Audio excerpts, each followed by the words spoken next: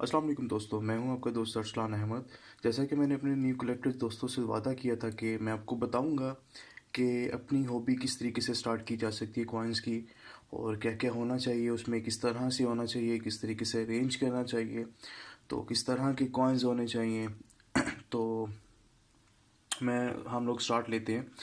तो सबसे पहले तो मैं आपको थोड़ा सा बताता चलूँ कि मोस्टली लोग क्या करते हैं कि अ, बस कॉइन्स पे कॉइन्स लेना शुरू कर देते हैं। तो ज़रूरी नहीं है कि आपके पास बहुत सारी क्वांटिटी होनी चाहिए। आपके पास क्वांटिटी नहीं, आपके पास क्वालिटी होनी चाहिए।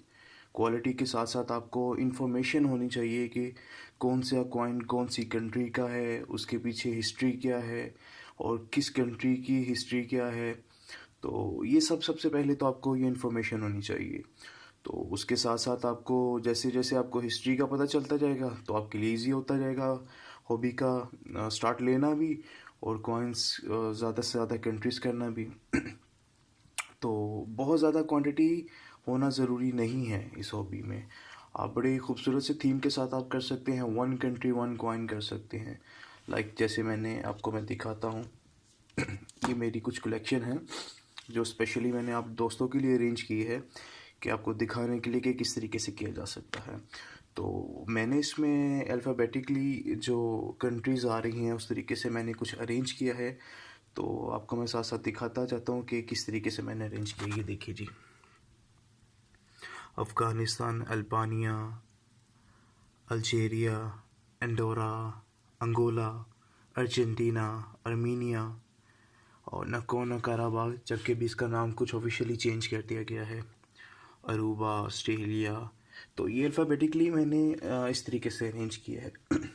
तो आपको आइडिया हो रहा होगा, वन कंट्री वन कॉइन अगर आप करेंगे तो आप बड़ा खूबसूरत सा इस तरीके से तकरीबन ये 10-15 पेजेस का आप आराम से एक एल्बम रेडी कर सकते हैं।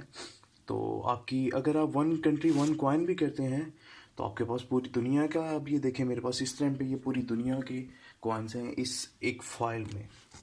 तो आप इस तरीके से बड़े खूबसूरत तरीके से आप इसको अरेंज कर सकते हैं।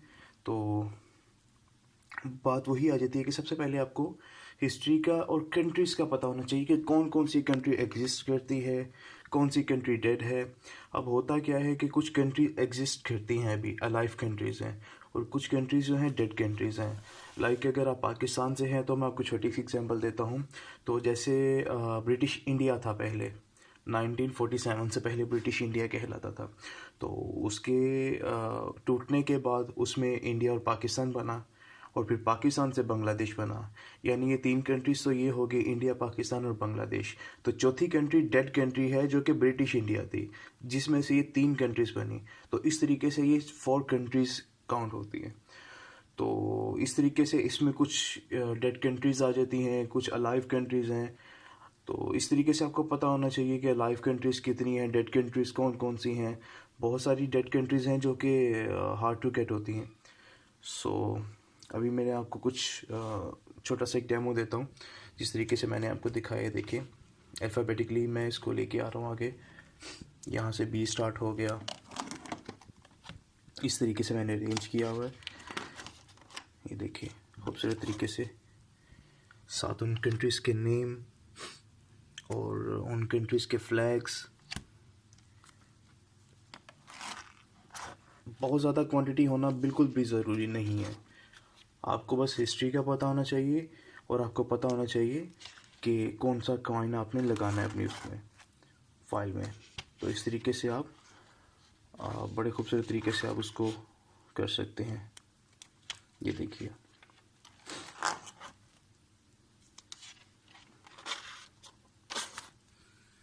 ये देखिए उनके फ्लैग्स, उनकी कंट्रीज़ के नेम। अब इसमें बहुत सारी ऐसी कंट्रीज़ हैं जो डेड हैं, और बहुत सारी ऐसी कंट्रीज़ हैं जो अभी अलाइव हैं।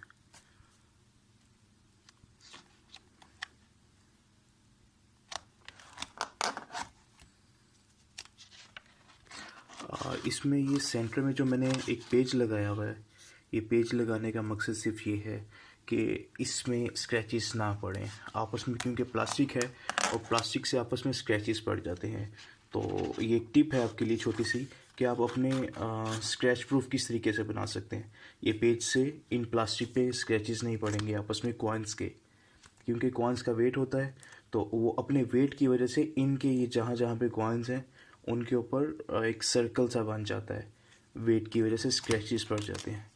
तो आप इस तरीके से आप उसको प्रिजर्व कर सकते हैं। तो इसके अंदर कॉइन्स लगाने का भी, ये देखिए, अगर आपको नहीं पता मैंने किस तरीके से लगाया है, तो हर एक कॉइन को एक होल्डर के ऊपर लगाया हुआ है मैंने, ये देखिए, कार्ड होल्डर के ऊपर लगाया हुआ है, जिसको मैंने स्टेपल किया हुआ है। ये कार्ड होल्डर मार्केट में आपको इजीली मिल जाते हैं। उस कार्ड को मैंने एक शीट में लगाया हुआ है, जो कि कॉइन शीट है। इजीली आपको मार्केट से सब कुछ मिल जाता है।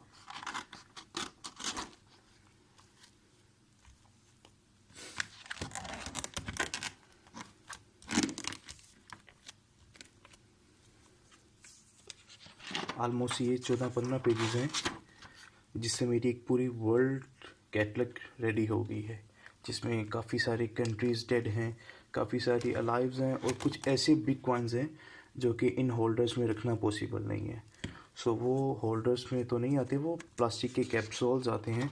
नेक्स्ट वीडियो में आपको मैं वो भी दिखाऊंगा कि कैप्सूल किस तरह के होते हैं, और आप मज़ीद प्रिजर्व किस तरीके से अपने अच्छे कॉइन्स को किस तरीके से प्रिजर्व कर सकते हैं। तो इसमें ऑलमोस्ट 300 प्लस कॉइन्स हैं मेरे, 300 प्लस कंट्रीज़ हैं। तो इस तरीके से मैंने कुछ किया है, देखिए, कुछ हार्ड किस्म की कंट्रीज़ हैं इसमें। तो उम्मीद करता हूँ कि आपको ये मेरी वीडियो अच्छी लगी होगी। बड़ी हेल्पफुल वीडियो है ये मेरे न्यू दोस्तों के लिए जो कि कलेक्शन स्टार्ट करना चाहते हैं। तो उम्मीद है कि उनको एक आइडिया मिला होगा, एक टिप मिली होगी कि किस तरीके से कलेक्शन रेडी कर सकते हैं, किस तरीके से कलेक्शन बना सकते हैं, और ख़ूबसूरत किस तरीके से बना सकते हैं, और प्रेजेंट किस तरीके से कर सकते हैं। तो आप मेरी वीडियोस को, मज़ीद वीडियोस को देखते रहें। इंशाल्लाह आपको और कुछ हेल्पफुल वीडियोस मिलेंगी। यूट्यूब को, मेरे चैनल को सब्सक्राइब करें और उसको शेयर करें लाजमी। Thank you so much.